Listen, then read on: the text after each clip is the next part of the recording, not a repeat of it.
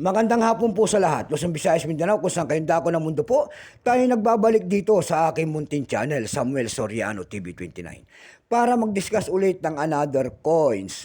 At ito po ay ating hilig, mangulikta ng bariya. Kaya ho tayo nandito at isa ho tayong kolektor. Ayan.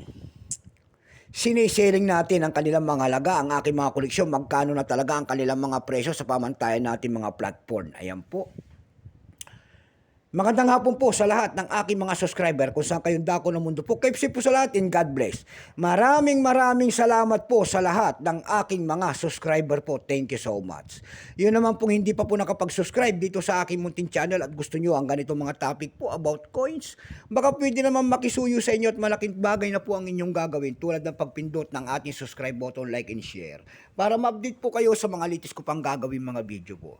Ang pag-uusapan po natin ngayon ay pera po ng Manebia. Word coins po, pera po ng Manebia.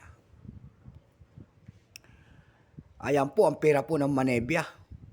$1, isang loro. Hindi ko alam kung yung loro yan.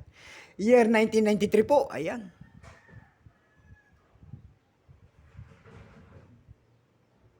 Republic of Namibia. Bago tayo magsimula sa ating talakayan, kilalanin mo muna natin siya. Period, Manebia. Ayan. Republic 1990 up to date po, type standard circulation coins, years 1919 hanggang 2018. Value nito $1, currency dollar. 1993 up to date po. Composition po nito aluminum bronze. May bigat lamang itong 5 grams, may haba pong 22.6 mm. May kapal po naman itong 1.9 mm. Hugis po syempre bilog. Orientation niya may dala alignment. Number and dash 16050. Reference number KM-4. Ito pong year 1963, ay year 1993 ng coins na ito po ay 36%. Wala pa pong mintage ito, wala pang inilalabas ng Manebia kung ilang pirasong ginawa sa barya na ito. May price na po ito dun sa ating numista. Yung kanyang fine ay 16, very fine 25, extra fine 31, almost uncirculated 61, and uncirculated ito ay nagkakalaga po ng 170.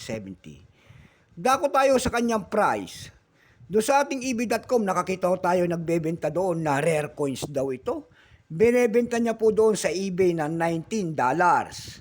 Nasundan ito ng $8.11. Mayroon din 400 pesos. Nasundan pa ito ng $7.11.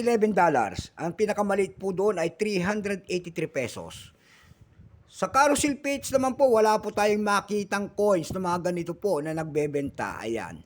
So hanggang dito na lamang po, Luzon, Visayas, Mindanao, kung saan kayong dako ng mundo po. Keep safe po sa lahat and God bless. Baka mayroon po kayong mga ganitong coins, bultuhan po ang aking bili. Ayan po. God bless po sa lahat.